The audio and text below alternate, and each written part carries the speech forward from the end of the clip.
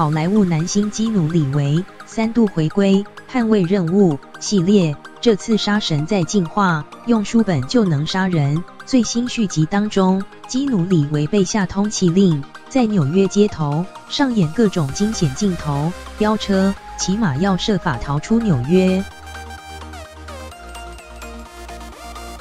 最强杀神基努·里维3度回归，捍卫任务系列续集故事中，他在大陆酒店杀人，被下通缉令，要在1小时内想办法逃出纽约。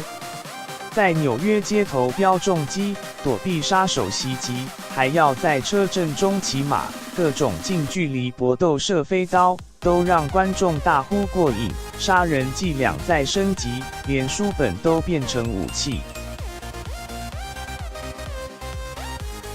另外还有影后荷莉贝瑞也演全新杀手，她带着2条狗现身，超霸气。新戏预计5月份才上映，而同样是动作片，抢先在过年期间上映的就是《艾丽塔：战斗天使》。艾丽塔：战斗天使，你会介意我不是完整的人类吗？我会为你竭尽所能。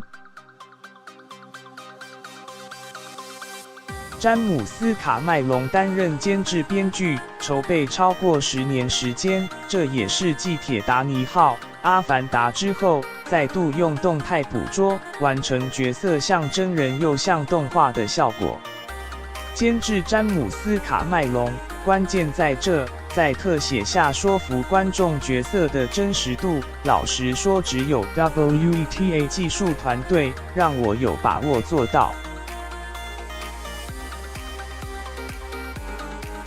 导演劳勃·罗里葛兹，他比真人还真有金奖导演加持，再加上超强特效，抢攻农历春节档期，就看能否冲出好票房。